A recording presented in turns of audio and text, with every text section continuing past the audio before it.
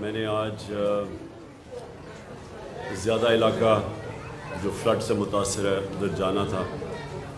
میں نے راجن پور اور ڈی جی خان کا آج پلان بنایا ہوا تھا، لیکن بدقسمتی سے وہاں موسم ٹھیک نہیں تھا تو ہمارا ہیلی کاپٹر ادھر جا نہیں سکا. تو میں نے پھر یہ جو باقی علاقے ہیں، کیونکہ بہت بڑا پاکستان کا علاقہ اس وقت متاثر ہوا ہے فلڈ سے، جو سارا علاقہ دریائے سندھ کے رائٹ ہینڈ پہ ہے، یعنی سجے ہاتھ پہ جو سندھ کا جو سارا علاقہ، جو یہ پہاڑی سلیمان رینج جتنی بھی پہاڑی علاقے ہیں، ان سے جو تیز ان کے اوپر جو بارشیں ہوئی اور جو بڑی تیز سپیڈ پہ چشمے اور یہ نالے آ رہے ہیں، انہوں نے سب سے زیادہ نقصان پہنچایا. اس کا نقصان کا ابھی تک ہم اندازہ لگا رہے ہیں، کیونکہ یہ صورتحال ایسی ہے کہ 2010 جو ایک بہت بڑا دریائے سندھ کے اندر جب فلڈ آیا تھا، وہ بہت بڑا ہم سانیہ سمجھتے تھے، لیکن جو ابھی تک رپورٹس آ رہی ہیں یہ 2010 سے بھی بڑا اس وقت فلڈز کی وجہ سے پاکستان میں سانیہ ہے. اور پھر سے میں کہہ رہا ہوں، یہ سارا علاقہ جو دریائے انڈس کے رائٹ سائڈ پہ ہے، یہ جو پہاڑیوں پہ بارش ہوئی ہے افغانستان میں بھی، اور جو ہمارے سائڈ پہ ان پہاڑیوں پہ جو بارش ہوئی ہے اس سے سارا نقصان ہوا ہے. اس کا جو لانگ ٹرم حل ہے وہ ڈیمز ہیں. پہلے کمپلیٹ کی گومل زام ڈیم، اب یہاں ٹانک زام ڈیم کی فیزیبلٹی بن گئی ہے، شروع ہو گئی ہے، پروونشل گورنمنٹ بنا رہی ہے. اسی طرح پنجاب نے بہت بڑی ڈیم ایک آگے جا کے ڈی جی خان میں، یہی جو پانی نے تباہی مچائی ہے، اس کو ایک بڑی ڈیم بنانے کا پلان تھا ان کا، اور وہ جب سے ہماری حکومت گئی وہ بیچ میں رہ گئی ہے. لیکن وہ پھر حال اس کا یہی ہے کہ یہاں سارا اس جو ہماری مغرب کی پہاڑیاں ہیں، جو سلیمان رینج ہے، اس کے اوپر ساری جگہ چھوٹی چھوٹی ڈیمز بن جائیں، تو یہی پانی جو اتنا نقصان کر رہا ہے، یہی پانی ایک ایسی چیز بنے گا کہ ملک کا بڑا اثاثہ بن جائے گا. ان علاقوں میں ہمیں پتہ ہے بارشیں کم ہوتی ہیں، پانی کم ہوتا ہے، لوگوں کو بڑی دقت ہوتی ہے پانی کی. تو یہ جب اس طرح کا ایک بارشیں زیادہ ہوتی ہیں اور سیلاب آتا ہے، تو یہ ہمارے لیے فائدہ ہو سکتا ہے اگر ہمارے پاس ڈیمز ہوں اور ہم اسی پانی کو روک لیں، اور یہ پھر پانی ساری جو خشک وقت ہوتا ہے سردیوں کا، اس میں کسانوں کے لیے اور لوگوں کے لیے اور آبادی کے لیے ایک بہت بڑا ایسٹ بن جائے، اثاثہ بن جائے ان کا. تو یہ تو لانگ ٹرم حل ہے. اور ہم نے جو اپنے دور میں 10 ڈیمز کا پلان کیا ہے، 50 سال کے بعد بڑی ڈیمز بھی بنا رہے ہیں. اور ہمارا جو پائپ لائن میں تھیں، اب پتہ نہیں ان کا کیا سٹیٹس ہے جب سے ہماری حکومت گئی ہے، لیکن میں آج یہ ضرور کہوں گا کہ پاکستان کے لیے ڈیمز بہت ضروری ہیں. وہ ضروری اس لیے ہیں کہ اس ملک میں پہلی پانی کی کمی ہے، اور پھر جب پانی آتا ہے تو وہ نقصان کر دیتا ہے. وہی پانی کو اگر ہم بچا لیں تو جس طرح میں نے کہا، عوام کی اتنا فائدہ ہوگا، ملک کی گروتھ ریٹ، ملک کے دولت کے اندر اضافہ ہوگا. اب دوسری میری بات یہ ہے کہ ہماری 2 پروونشل گورنمنٹس ہیں، محمود خان یہ خود اوورسی کر رہے ہیں جو سارا پختونخوا، اور خاص طور پہ ڈی آئی خان کے اندر جو نقصان ہوا ہے، یہ خود اوورسی کر رہے ہیں اس کا. میں نے کل بھی پنجاب کے سی ایم چودھری پرویز الہی سے بات کی تھی، ان سے بھی ہم پورا کانسنٹریٹ گورنمنٹ کی ہوگی کہ جو علاقوں کے اندر نقصان ہوا ہے، ڈی جی خان اور راجن پور میں خاص طور پہ جدھر زیادہ نقصان ہوا ہے، ادھر وہ پورا زور لگائیں گے. سندھ اور بلوچستان بہت متاثر ہوئے ہیں. سندھ کے اندر تو سب سے زیادہ اس وقت نقصان ہے، اور اس کے لیے ساری قوم کو مل کے اس کا سامنا کرنا پڑے گا. جو بھی ہماری فیڈرل گورنمنٹ ہے اور جو 2 پروونشل گورنمنٹس ہیں بلوچستان کی اور سندھ کی، ان کو اس وقت ساری کنسنٹریشن کرنی پڑے گی. سب کچھ چھوڑ کے، سندھ میں خاص طور پہ جس طرح کی تباہی مچی ہے، سب کچھ چھوڑ کے ان کو، جو لوگ اس وقت بہت مشکل میں ہیں، ان کے لیے ان کی مدد کرنی چاہیے. میرے پہ بڑا پریشر پڑا ہوا ہے کہ میں چندہ اکٹھا کروں اس کے لیے فلڈز کے لیے.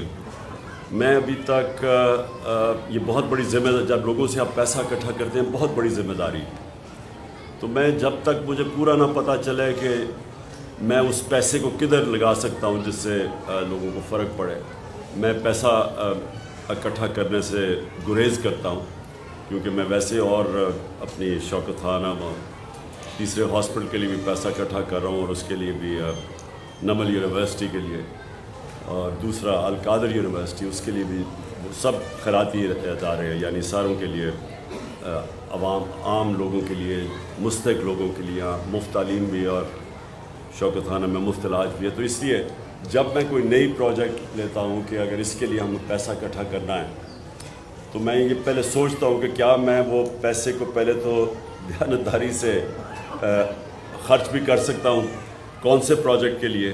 تو میں اس لیے ابھی تک کوئی، مجھے پریشر کے باوجود میں کوئی ابھی تک فنڈ ریزنگ نہیں کر رہا جب تک مجھے پوری طرح اندازہ نہ ہو جائے کہ کتنا بڑا ڈیمیج ہے، کتنا پیسہ میں اکٹھا کر سکتا ہوں. کیونکہ جتنے پیسے کی ضرورت ہے وہ صرف گورنمنٹ سے اس وقت اتنا پیسہ خرچ کر سکتی ہے، اور گورنمنٹس کو کرنا چاہیے. کیونکہ یہ میں جتنا مجھے انفارمیشن آتی جا رہی ہے، اتنا بڑا پاکستان میں سیلاب سے نقصان 2010 میں، جس میں بہت نقصان ہوا تھا، تب بھی اتنا نقصان نہیں ہوا جتنا آج ہوا. تو میں جائزے لے رہا ہوں، میں آج بھی اور بھی جگہ پہ ٹور کر رہا ہوں اور چیک کر رہا ہوں کہ ہم مل کے بحیثیت قوم، ہم مل کے کیسے ہم اب وہ لوگ جو بڑی مشکل میں ہیں، ہم ان کی کیسے مدد کر سکیں. ملک کی بہتری صرف ایک چیز میں ہے کہ یہاں ایک مضبوط اور ایک سٹیبل گورنمنٹ آئے تاکہ اس ملک میں سیاسی طور پہ استحکام ہو. جب تک سیاسی استحکام نہیں ہوگا، معاشی استحکام نہیں ہو سکتا.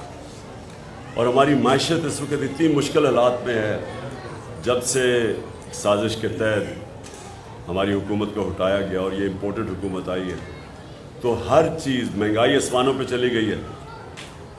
جو عام آدمی کے کھانے پینے اور استعمال کرنے کی چیزیں، جس کو کنزیومر پرائس انڈیکس کہتے ہیں، اس کے نے سارے ریکارڈ توڑ دیے ہیں. اس وقت مہنگائی کی 42% پہ پہنچ گئی ہے. جب ہم تھے تو 16% پہ تھی. تو جو عام آدمی کی زندگی ہے وہ مشکل ہوتی جا رہی ہے، اور جو معیشت ہے وہ نیچے جا رہی ہے. سو اس کا صرف ایک ہی حل ہے، صاف اور شفاف الیکشن. تو یہ ساتھ ساتھ میں آپ کو واضح کر دوں کہ ہم نے میں اپنی پوری کوشش کروں گا، اپنی ساری دونوں گورنمنٹس کو بھی موبلائز کروں گا. اور میں جو عمران ٹائیگرز ہیں، جو ہمارے جو اس وقت رضاکار ہیں ہمارے، جن کی ضرورت پڑے گی ان سیلاب زدہ علاقوں میں ان کو بھی اب پورا موبلائز کر رہا ہوں. میں بلکہ نئی جوائننگ شروع کر رہا ہوں عمران ٹائیگرز کی، تاکہ ہمارے پاس فورس ہو جو جا کے ان علاقوں میں کام کرے. تو میں اس سیلاب کے لیے بھی اب پورا کام کروں گا، اور ساتھ ساتھ میری جو حقیقی آزادی کی تحریک ہے اس ملک کو آزاد کرنے کی، اس کی بھی پوری کوشش اس میں بھی کروں گا. دیکھیے، گرفتاری تو مجرموں کی ہوتی ہے، اور ایک مجرم مفرور ہو کے باہر بیٹھا ہوا ہے، اور دوسرے 60% کیبنٹ اس وقت بیل کے اوپر ہے کرپشن کے کیسز پہ.